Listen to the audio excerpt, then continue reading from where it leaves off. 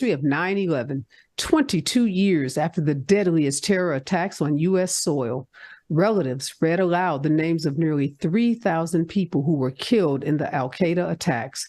Commemorations were held at the sites of the attack, including at New York's World Trade Center, the Pentagon in Virginia, and Shanksville, Pennsylvania, where a plane crashed into a field after passengers overpowered the hijackers. Vice President Kamala Harris joined victims' families at the 9/11 memorial in New York, where the Twin Towers of the World Trade Center fell. And according to a new report released by the Government Accountability Office this week, the roughly 450 miles of wall that went up during the Trump administration, that's the border wall that he made the centerpiece of his 2016 campaign, and the wall which caused the longest government shutdown in U.S. history. To this day, and Trump continues to lie about, that wall harmed everything from water to endangered species to Native American cultural sites.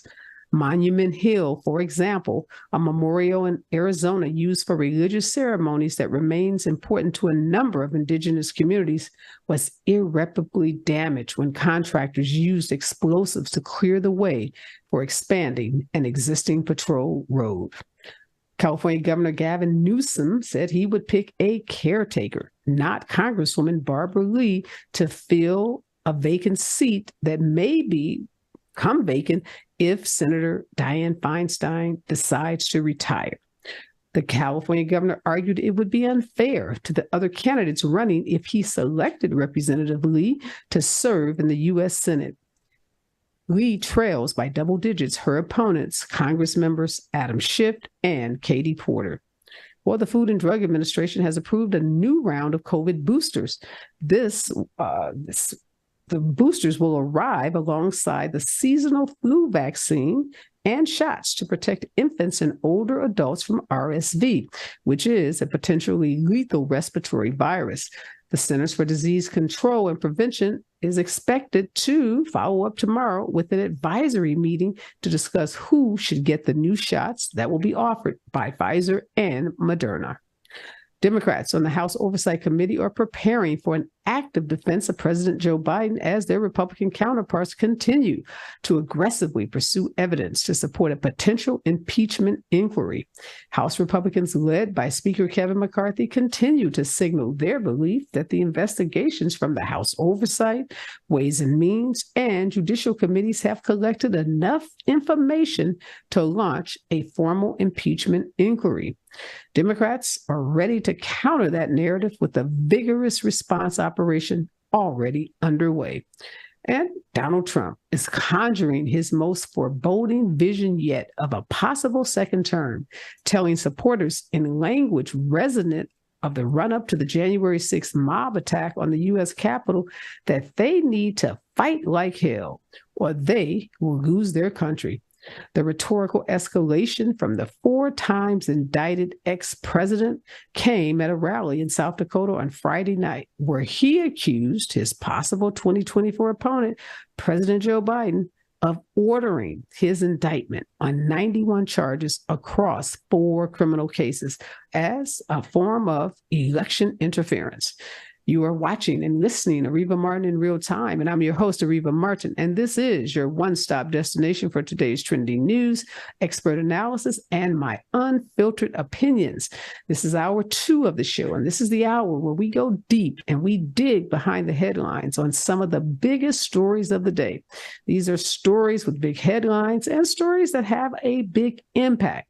Today, since it is the day where we are commemorating 9/11, this entire hour will be dedicated to talking about 9/11 and the persistent conspiracy theories. We know when the first plane and then another collided with the Twin Towers in Lower Manhattan in September of 2001. It opened a wound that was so horrible, just so unimaginable, that for a lot of people, it seemed necessary to create an alternative reality, an alternative set of facts, because the reality of the tragedy was so enormous that a lot of folks couldn't believe that the U.S. had been attacked on its own soil. They couldn't believe that that could happen to the U.S. unless the U.S. either allowed it to happen, had information about it and failed to intervene, or somehow there was some bigger, more mysterious explanation for what happened, and that the government, the U.S. government, despite a commission that studied the attack, that there had to be something that was being hidden from the American people. And those theories, those notions, those alternative realities have been persistent. They started, in many cases, even before the attacks were finished on 9/11 in 2001, and they have continued to be pretty pervasive, so much so that Republican presidential candidate Vivek Ramaswamy himself was complicit in perpetrating some mysterious conspiracy about 9/11. He gave an interview a couple of weeks ago, and he was asked about 9/11, and he suggested that the U.S. government had not been forthcoming, that the government was hiding something. That comment was met with swift and harsh rebuttal from other candidates, including Mike Pence, who reminded him that Vivek was a high school student when 9/11 happened, but Mike Pence talked about being in the Capitol and having his own lived experience, and also just how much the government had already done to dispel these myths. Now, Vivek and his wife tried to walk back his comments, his wife saying things like, well, he was just asking questions because so many people, so many Americans distrust the government, and it would be remiss for him as a leading candidate not to ask the questions that are on the minds of American people. Well, I don't know who Vivek and his wife talked to, but I don't know a lot of people personally who are believing that the U.S. government was involved or somehow prevented the attack on our Capitol, prevented that they were involved in this horrific terrorist attack that left more than 3,000 people dead. But apparently there are a lot of people out there that believe in conspiracy theories, whether it's around 9/11 or, other things like, who killed JFK. So we know that people do go down rabbit holes and find themselves really enthralled with and believing very bizarre theories about tragedies. With me in this hour, Stephen Douglas Andrews. He's the interim executive director of the Journal of American History, and he's an adjunct history professor at Indiana University. And Mick West, he's the author of Escaping the Rabbit Hole I just talked about, how to debunk conspiracy theories using facts, logic, and respect. Both of these experts are going to join me when we come forward and help us understand why these conspiracy theories persist around 9/11 and what we can do to fight back against these theories that are harmful to the family members that lost loved ones on 9/11 and harmful to our democracy. Stay with us, KBLA Talk 1580. Gotta stay fresh, ma. House shot with a rest bar. Have you visited us online for the grand opening of KBLA.store? For the best in new merch, gift ideas, books, media, and more, log on to KBLA.store. Be sure to check out our KBLA team favorites at KBLA.store today. That's KBLA.store for all the official merch on your favorite talk radio station, KBLA Talk 1580. The bounce is back. Here comes the brand new flavor in your head. Race, social justice, sports, politics, art, music, culture. We do it all on the D.L. Hughley Afternoon Show. If you're not tuning in, then you are definitely missing out. It's the D.L. Hughley Afternoon Show weekdays from 2 to 4 only on unapologetically progressive KBLA Talk 1580. Like a brand new flavor in your head. Yeah. This is a rather bold pronouncement, but we think we can back it up. Better believe it, brother. If you come across a radio frequency anywhere putting more variety and more diversity on the air than KBLA Talk 1580, we sure would like to hear about your discovery. You got to have vision. You can search, but we are confident that you won't find more shows covering more topics, hosted by a more diverse and inclusive lineup of talkers than the squad we have assembled here at KBLA Talk 1580. This is the time, brothers. This is the time. We've got something for everybody. That's right. Health and healing, history and humor, issues and events, empowerment and entertainment, all in one station. What's really going on? Free enterprise, you dig? KBLA Talk 1580. Yes. Oh yeah, oh yeah. We got a lot to talk about. King Kong ain't got on me, on me, on me, on me, on me, on me. If you're not listening to Tavis Smiley weekday mornings on KBLA Talk 1580, you're missing out. Everybody wants to talk to Tavis. That's one reason, by the way, why I'm so thrilled to have this conversation with you today. The three people I always most hoped would interview me were Phil Donahue, Studs Terkel, and Tavis Smiley. Donahue's retired, Terkel's deceased, so this is a real thrill for me. And the reason why I have such respect for what you do is you have a historically informed conversation of depth and detail. Be sure to tune in to Tavis Smiley weekday mornings, 9 a.m. to 12 noon on your unapologetically progressive radio station, KBLA Talk 1580. KBLA Talk 1580. Is the pen mightier than the sword? They say the pen is mightier than the sword. At KBLA Talk 1580, we not only have a lot to talk about, we have a lot to write about. Politics, relationships, business, empowerment, and culture. The all-star roster at KBLA Talk 1580 has you covered. That's what it's all about. Be sure to follow us on all our socials for our latest book releases, op-eds, essays, and commentaries from our hosts. And, of course, download the KBLA 1580 app as we strive to remain your most... I'm back. And in the second hour of Areva Martin in real time, we're talking about 9/11. This is the day where we are commemorating the attack on U.S. soil. The most horrific attack killing thousands of people happened on September 11, 2001. And joining me in this hour is Professor Stephen Douglas Andrews. He's the interim executive editor of the Journal of American History, and he's a history professor at Indiana University, and author Mick West, who wrote the book, Escaping the Rabbit Hole, How to Debunk Conspiracy Theories Using Facts, Logic, and Respect. Welcome to both of you.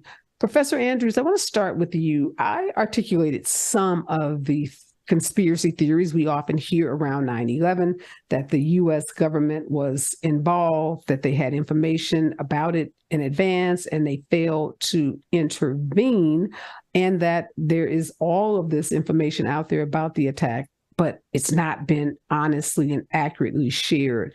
What are some of the other more popular conspiracy theories about 9/11? Well, the biggest ones are, of course, that you have it, they're on a scale, right? They move from the government let it happen to the government made it happen, and it's on a kind of continuum along that. Most of the things are the differences of how it happened and why it happened. One of the arguments is, and one of the things that's so attractive about 9/11 conspiracies is that they're hyper-technical. And that allows a lot of debates about things like what's the melting point of steel and how hot does jet fuel burn, and what should an impact of an airliner on a reinforced concrete building like the Pentagon, what should it look like?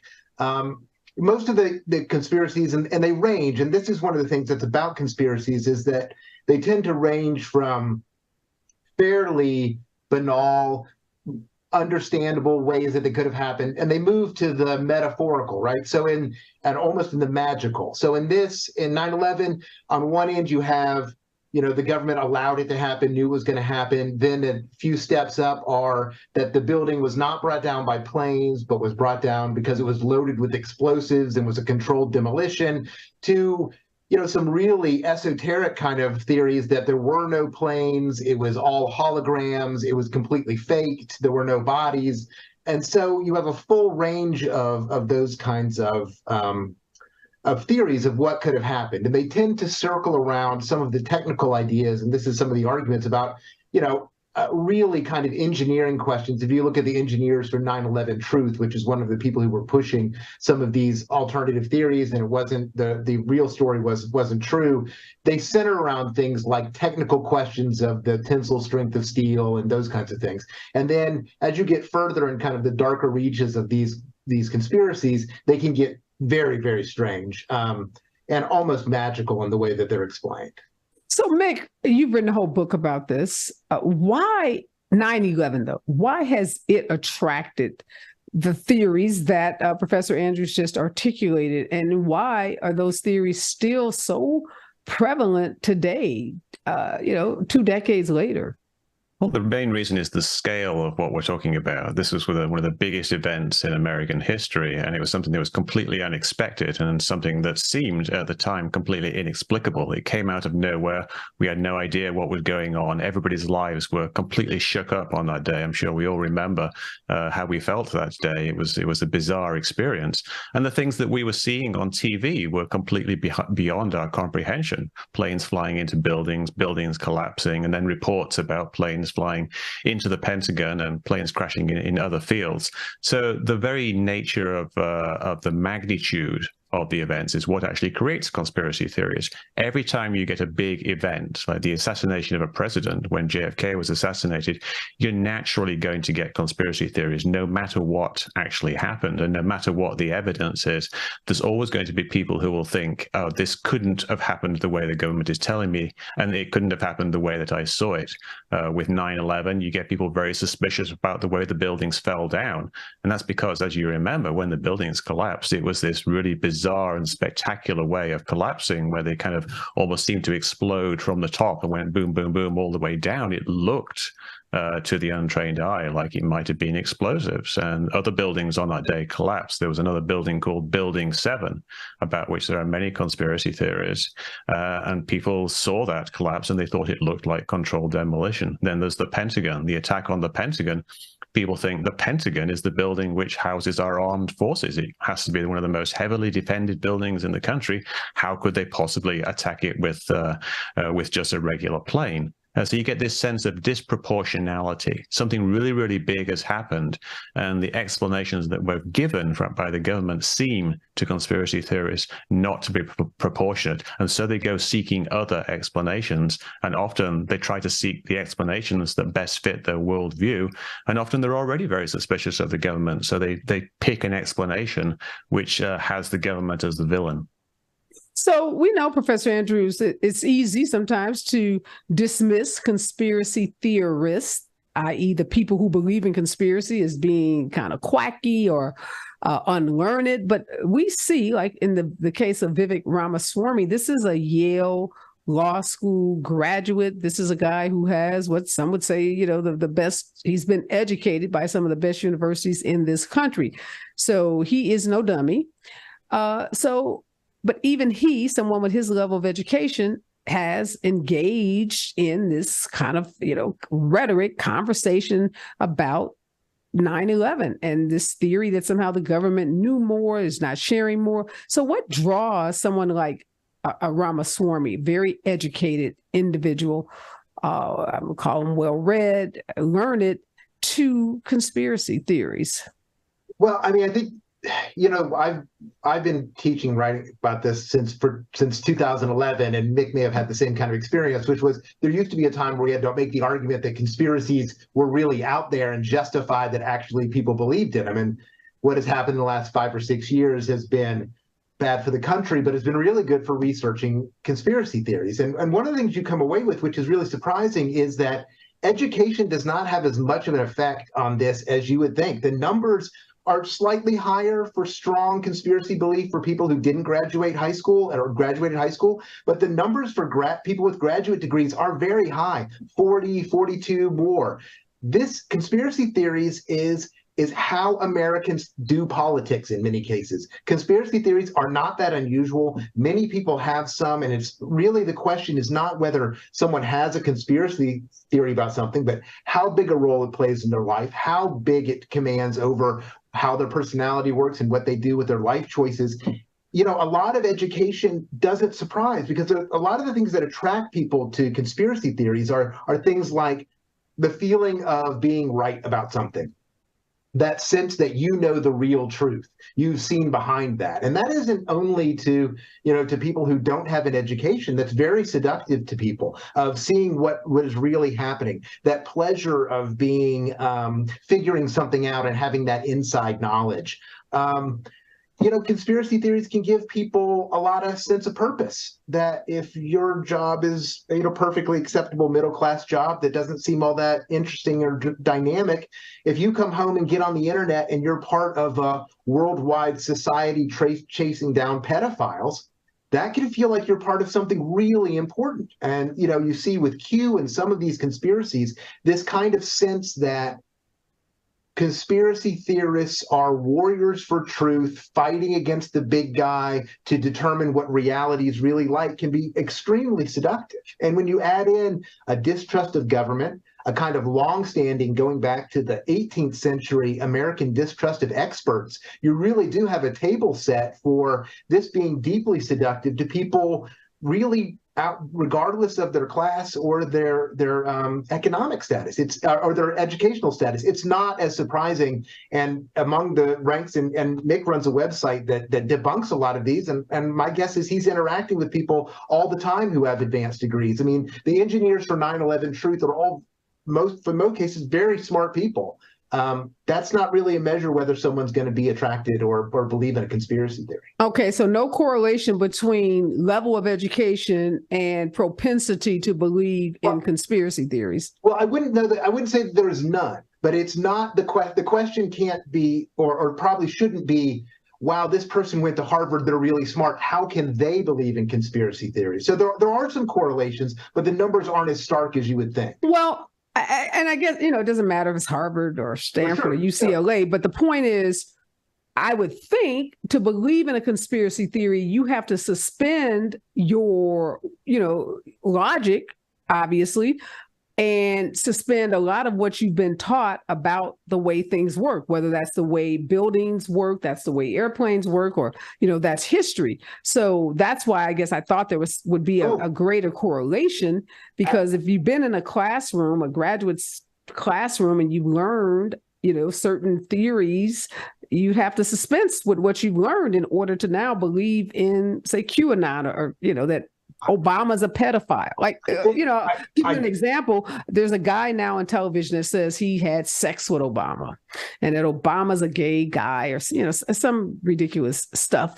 So, Mick, if you are fairly educated, it doesn't have to be a graduate degree, but you're just a fairly well-read person, what's going to draw you to that and cause you to believe that? Well, a lot of the times your education doesn't actually help, because these are very unique events, especially with 9/11. If you look at the people in architects and engineers for 9/11 Truth, this big organization, a lot of people cite that, and they say all these people, there's the several thousand people who are members of it, these people actually believe in this conspiracy theory, so there must be something to it because these people are experts. But really, when you look into it, they're understanding of what actually went on that day isn't that much different from the regular person. And you look at their mission statements, which they put on this website for their organization, and they're pretty much ordinary, because they don't train you at architect school to recognize what a building looks like when it collapses from the top down because it was hit by a plane. This is something that was completely out of their area of expertise.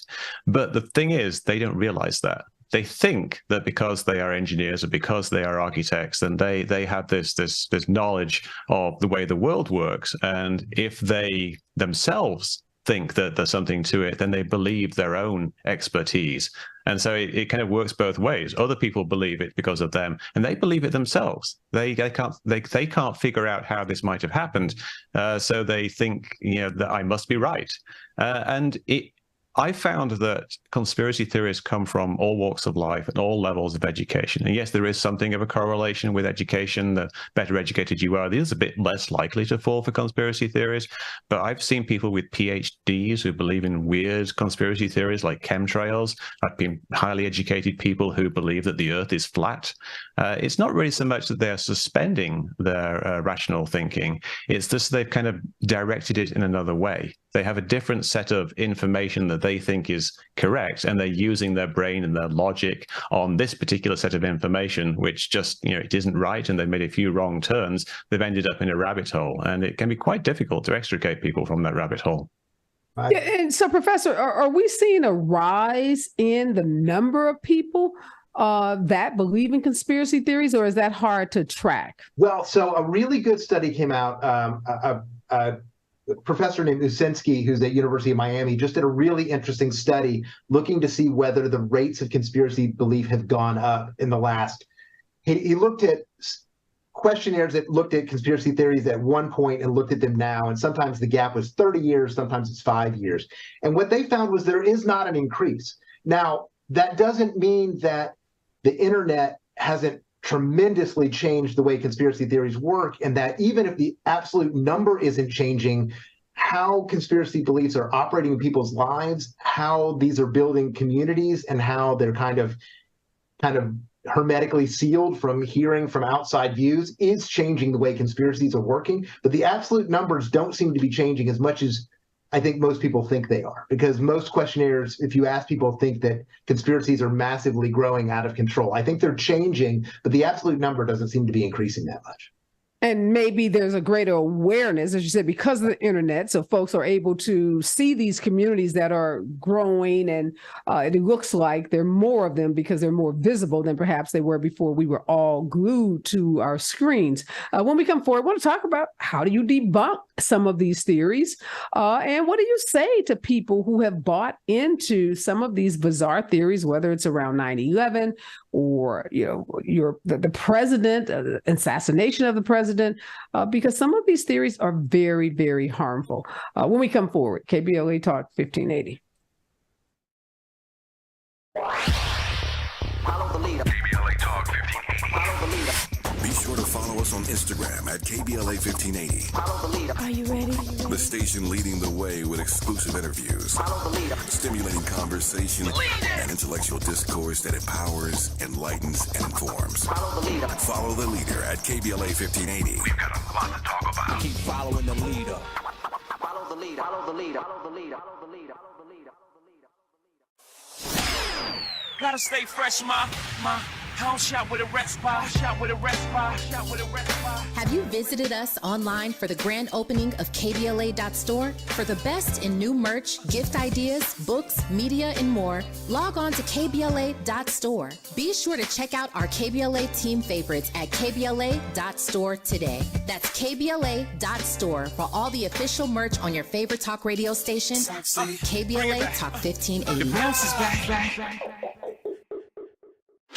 Here comes the brand new flavor in your head. Race, social justice, sports, politics, art, music, culture. We do it all on the D.L. Hughley Afternoon Show. If you're not tuning in, then you are definitely missing out. It's the D.L. Hughley Afternoon Show, weekdays from 2 to 4 only on unapologetically progressive KBLA Talk 1580. Like a brand new flavor in your head. Yeah.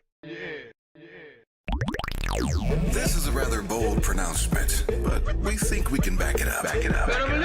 If you come across a radio frequency anywhere putting more variety and more diversity on the air than KBLA Talk 1580, we sure would like to hear about your discovery. You got to have vision. You can search, but we are confident that you won't find more shows covering more topics, hosted by a more diverse and inclusive lineup of talkers than the squad we have assembled here at KBLA Talk 1580. This is the time, brothers. This is the time. We've got something for everybody. That's right. Health and healing, history and humor, issues and events, empowerment and entertainment, all in one station. What's really going on? Free enterprise, you dig? KBLA Talk 1580. Yes. Oh yeah. We got a lot to talk about. King Kong ain't got on me. If you're not listening to Tavis Smiley weekday mornings on KBLA Talk 1580, you're missing out. Everybody wants to talk to Tavis. That's one reason, by the way, why I'm so thrilled to have this conversation with you today. The three people I always most hoped would interview me were Phil Donahue, Studs Terkel, and Tavis Smiley. Donahue's retired, Terkel's deceased, so this is a real thrill for me. And the reason why I have such respect for what you do is you have a historically informed conversation of depth and detail. Be sure to tune in to Tavis Smiley, weekday mornings, 9 a.m. to 12 noon, on your unapologetically progressive radio station, KBLA Talk 1580. KBLA Talk 1580. Is the pen mightier than the sword? They say the pen is mightier than the sword.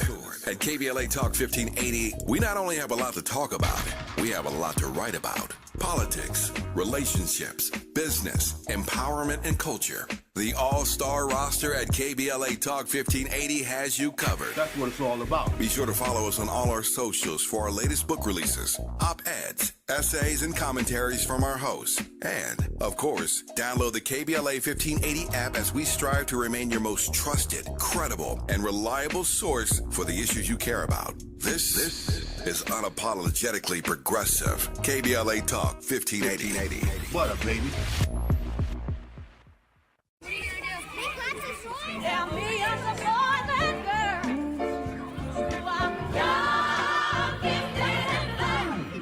I'm young, gifted, and black. KBLA Talk 1580, we do more than just talk. Hey there, I'm Jared Hill, president of the National Association of Black Journalists of Los Angeles, and I just want to say thank you for the benevolent $10,000 donation and scholarships for the next generation of black journalists. And I'm Haywood Galbraith, photojournalist and founder of the Minority Photojournalism Institute. Thanks, KBLA, for your generous $10,000 scholarship gift to help us train the next generation of black photojournalists. Congratulations to all the students who will benefit from the scholarship dollars raised at our Black History Month luncheon, honoring black legends in LA media. When we come forward at KBLA Talk 1580, we're bringing everybody with us. Everybody with us. Everybody with us. Everybody with us. Everybody with us. Connection established. Access granted. In a survey conducted by the public opinion research firm Eviderus, KBLA Talk 1580 consistently emerged as the station of choice for black audiences in the Los Angeles media market and beyond. The survey also revealed that the vast majority of black audiences are concerned about the lack of black-owned media and are more likely to listen to talk radio that focuses on issues that impact the black community. For some reason, the other talk stations haven't quite figured that out. If you think about KFI, well, KFI only has like a 3% black listenership. 3%. So there's a good 97% out there to support a station like KBLA. At KBLA Talk 1580, we've got your black. Your black. Your black.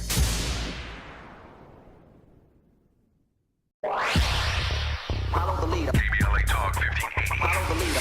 Be sure to follow us on Instagram at KBLA 1580. Follow the leader. Are you ready? The station leading the way with exclusive interviews, Follow the leader. stimulating conversation, and intellectual discourse that empowers, enlightens, and informs. Follow the leader. Follow the leader at KBLA 1580. We've got a lot to talk about. Keep following the leader. We are back. And in this hour, we're talking about conspiracy theories and, by definition, conspiracy theorists. These are the people that have bought into these sometimes very extreme, very wild theories about how things happen in the world. And obviously today, since it's 9/11, the day that we are commemorating the thousands of people that lost their lives as a result of the Al-Qaeda attack on 3 sites in the U.S. We're talking about people that believe in theories, conspiracy theories around 9/11. But obviously these beliefs go a lot further. We talked about people believing that the earth is flat. People who have theories around the assassination of our president, J.F. Kennedy. I want to talk now about how do we debunk these theories? How do we talk to people who have bought into these wild and sometimes extreme theories? Stephen Andrews, he's a professor of history at Indiana University, is with us, and Mick West, an author of a book called Escaping the Rabbit Hole, How to Debunk Conspiracy Theories Using Facts, Logic, and Respect. Okay, Mick, we'll start with you. You wrote a whole book on this, how to debunk these conspiracy theories. Tell us in a nutshell, what do we need to do when we're confronted with people? Sometimes our own family members are, good friends, people we have close relations and ties with who are articulating these theories. Yeah, well, I think the first thing to realize is that you kind of got the order wrong there. You asked, how do we debunk these conspiracy theories and how do we talk to people? But really what we want to do is start out by talking to people. I recommend a 3-step process. And the first step of that is establishing effective communication. you've got to have effective communication, meaning that you're actually having a dialogue with somebody and you're not simply fighting with someone before you can do anything like debunking. People often make the mistake of rushing in and trying to correct people. Someone will say things like the World Trade Center was destroyed by explosives, and then you start trying to explain why that is wrong. And that's just the wrong approach. Really, the first thing you've got to do is try to understand where they are coming from. You have to treat them with respect. If you don't treat them with respect, they're going to be adversarial. They'll view you as being adversarial, and you won't be able to have a dialogue. So you've got to ask them what they actually believe. Because as Stephen mentioned earlier, these conspiracy theories exist on a spectrum. Some of them are very extreme, some of them are fairly mundane. And if you start debunking the wrong thing, that's not going to help at all. So you've got to find out what is the actual conspiracy theory that they believe in. And more importantly, what does their belief actually hinge on? What are the things that they believe and what do they not believe? And where is that point of demarcation between things that are too extreme? And then you can ask, why do you believe this, but don't believe that? And you can have a conversation about that. But you've really got to start with establishing effective communication. Then you can start supplying this useful information, the debunking. And then the third step is give it time, which is kind of a disheartening step, but it's a really necessary one, because debunking conspiracy theories and getting people out of the rabbit hole isn't something you can do in an afternoon. It isn't something that happens in one conversation.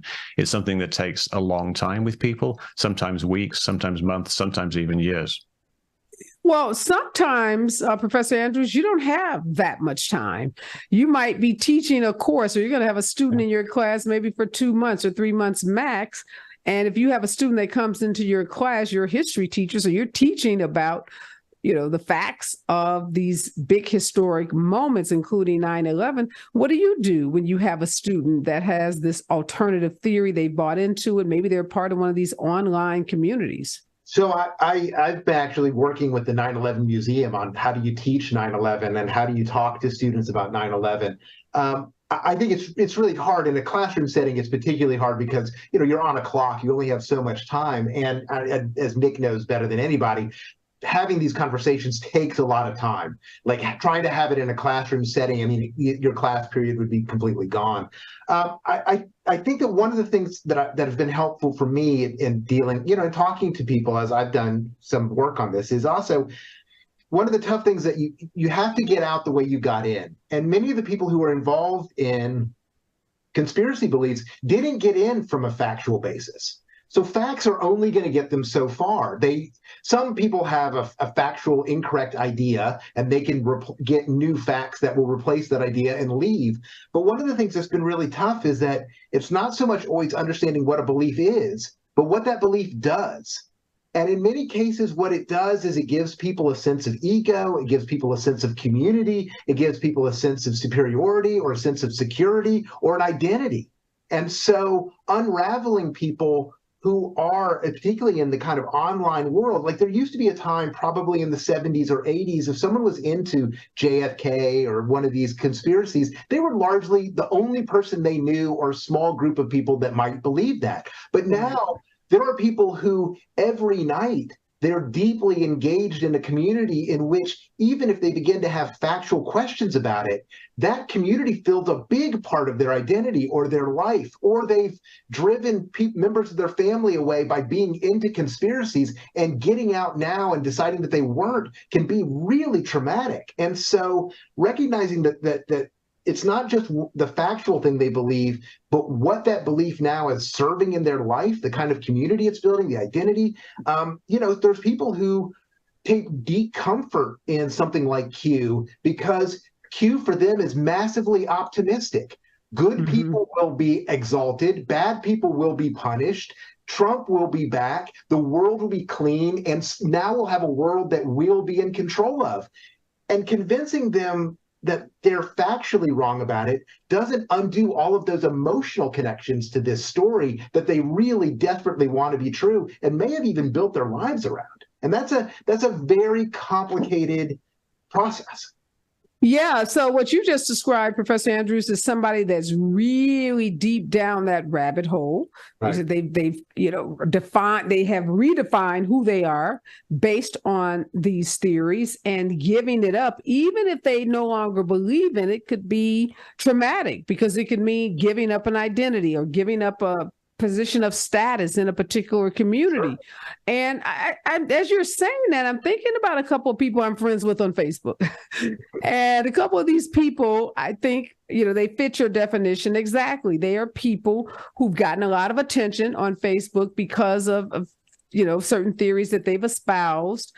And they get a lot of respect. They get a lot of engagement and attention on Facebook because of these positions. And I do think some of the people in particular, one woman I'm thinking about, I don't even know if she really believes it, but I think she is so wrapped up in it and what it gives her that it would be difficult for her to disavow it. What do you do with those people, Mick? No matter how much time you get to spend with someone like that, you're not just asking them to,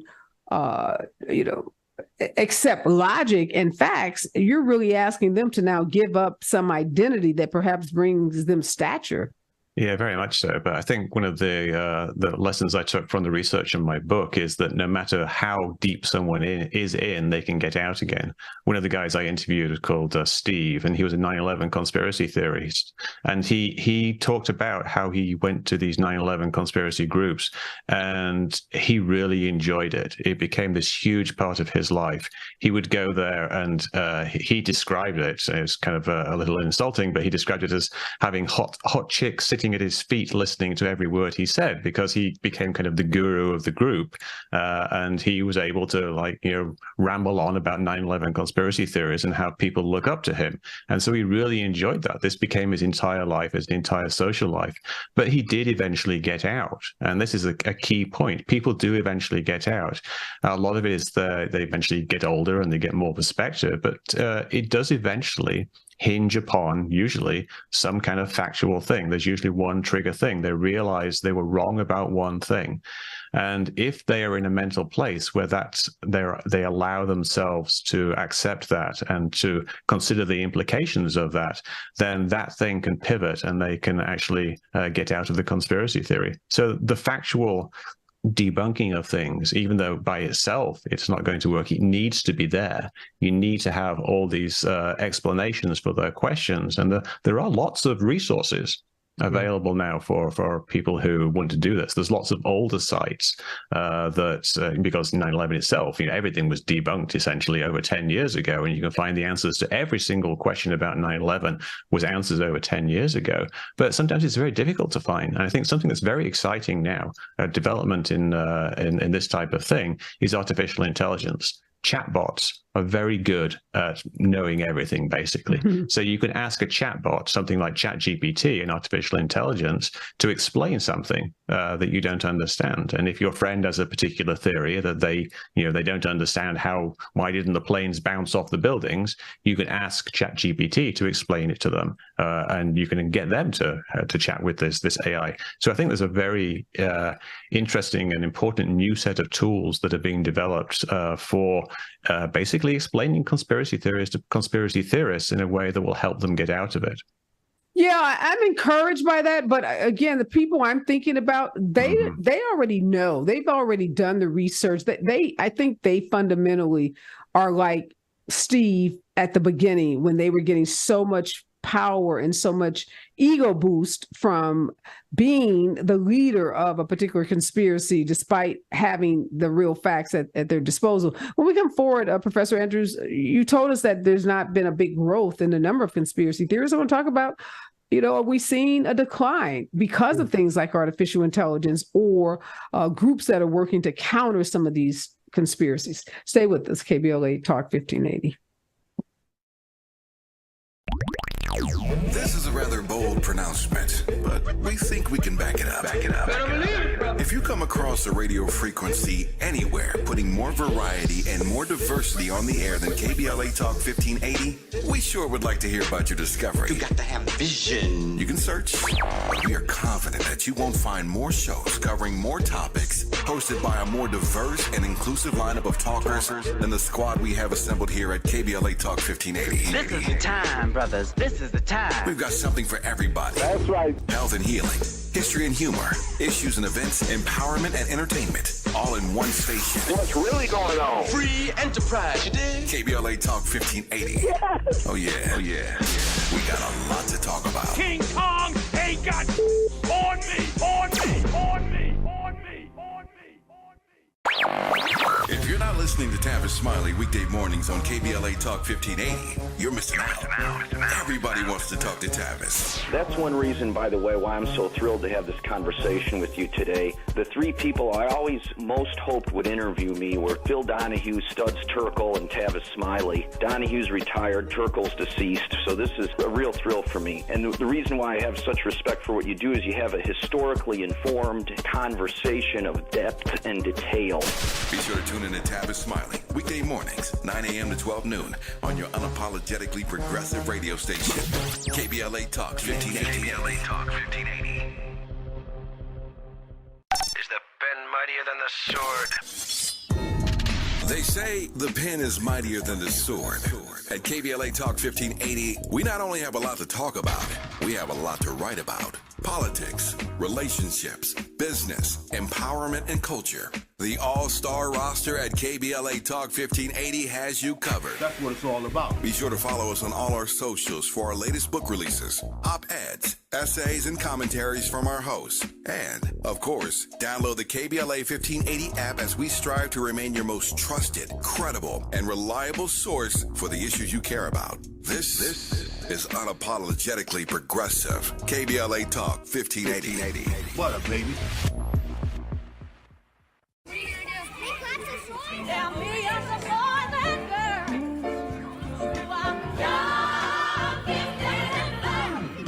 I'm young, gifted, and black. At KBLA Talk 1580, we do more than just talk. Hey there, I'm Jared Hill, president of the National Association of Black Journalists of Los Angeles, and I just want to say thank you for the benevolent $10,000 donation and scholarships for the next generation of black journalists. And I'm Haywood Galbraith, photojournalist and founder of the Minority Photojournalism Institute. Thanks, KBLA, for your generous... Professor Andrews, Mick says that people can get out of the rabbit hole. Are you seeing any evidence, any research that suggests that, there are some number of conspiracy theorists that are, able to, after, some presentation of facts or evidence or logic, start to change their minds about what they may have been thinking, whether it's, again, 9/11 or the assassination of JFK? What are you seeing in terms of people moving away from these theories? So, absolutely, that's right. And Mick on his website, on Metadebunk has people move through there all the time, and his book really describes a lot of these kind of personal encounters. So I think that's definitely true that people can move out of it. I think what you have is a certain percentage of people in the population that are attracted to conspiracy theories, who have conspiratorial thinking, and what they believe changes from generation to generation. There are, even in this tracking that Osinski did of whether it's changed over time, you see, even if the overall number of conspiracy believers doesn't seem to change that much, what they believe changes quite a bit. There are some conspiracies that simply burn out, they kind of disappear, other ones that kind of get new life, but the other question is, there's a new generation coming in, even when people cycle out.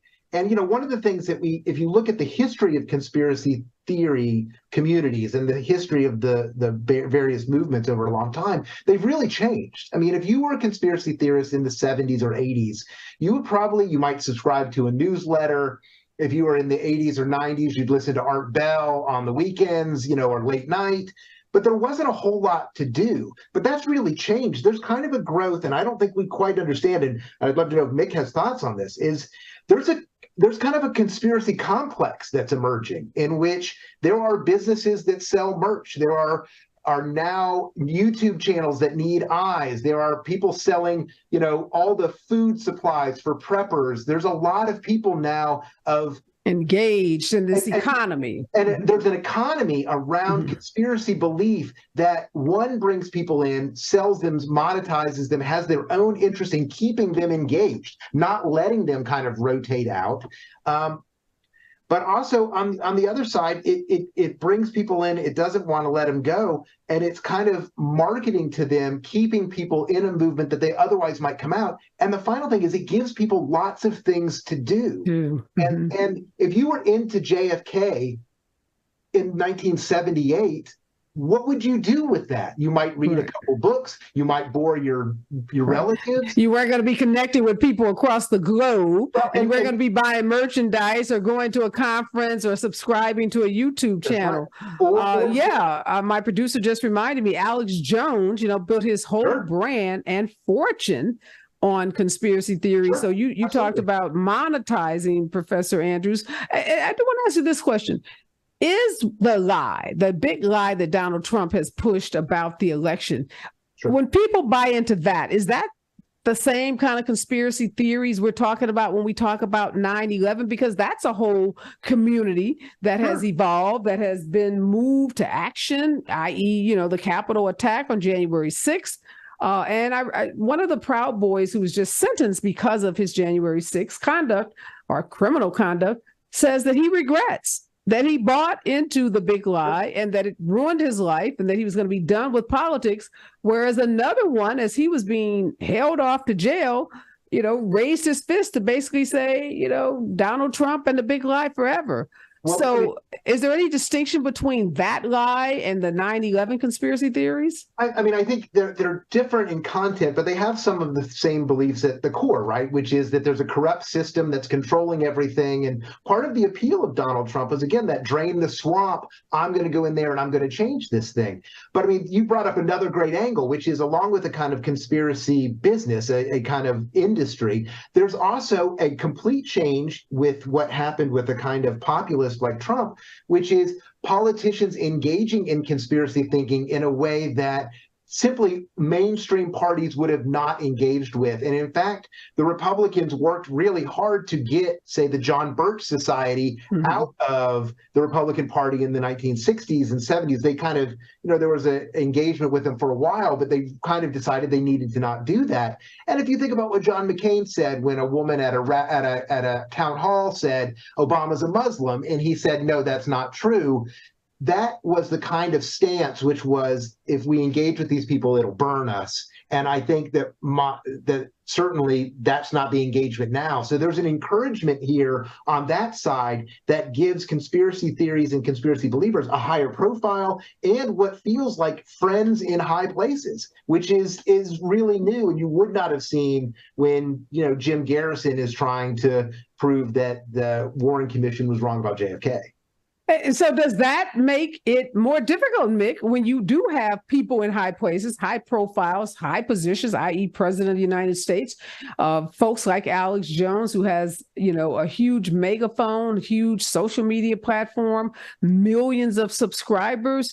Does that make it more difficult for a person to, debunk these theories or to move away from these theories, particularly when they can point to someone who is so powerful that is disseminating or promulgating these theories? Yeah, it does. And with the president, you've got essentially the ultimate authority figure. If you say the president is saying something, then we should believe it. And that used to be like a real thing. But we've really had a real change in the ecosystem. Like you talk about people like Alex Jones, who made a lot of money. There's now new players coming in. YouTube used to have this algorithm where they would try to make you watch as many videos as possible. And that automatically made them promote conspiracy theory videos like a few years ago. They changed that, and now they don't promote conspiracy theory videos, and they're a bit more socially responsible.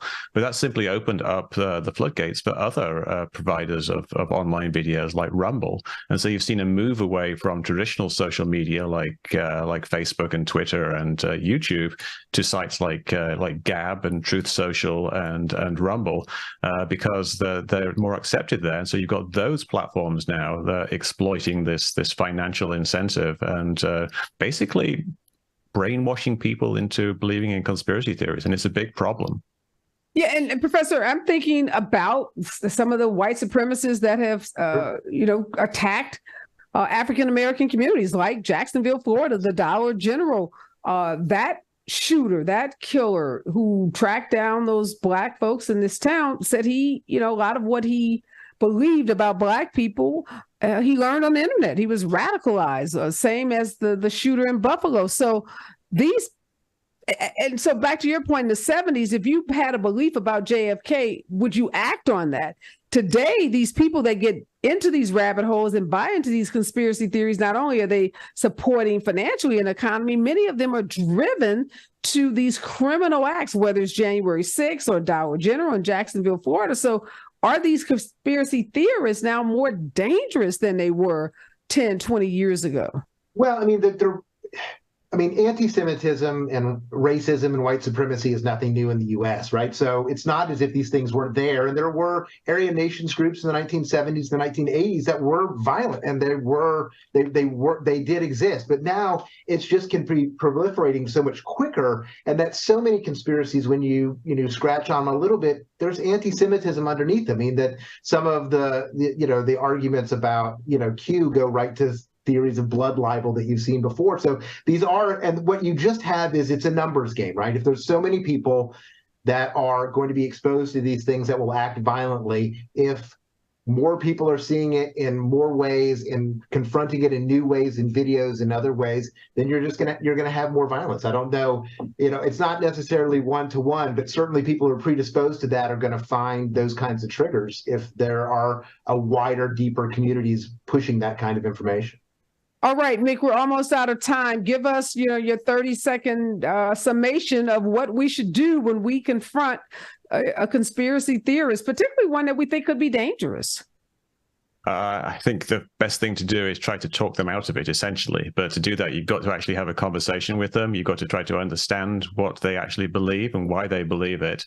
And only after actually talking to them for a while and getting them to understand your perspective, as well as you understanding their perspective, establishing some kind of common ground, can you actually have a conversation and move forward.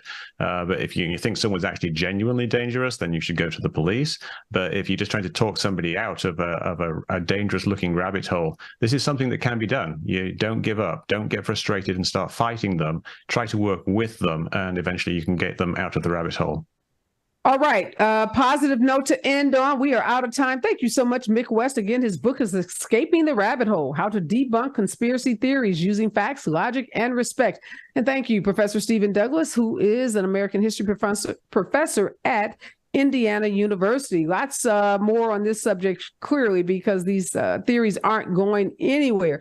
Next voice that you hear will be Robin Ayers and the Raw Report right here on KBLA Talk 1580. Don't touch that dial. Gotta stay fresh, my house shot with a rest bar, Have you visited us online for the grand opening of KBLA.store? For the best in new merch, gift ideas, books, media, and more, log on to KBLA.store. Be sure to check out our KBLA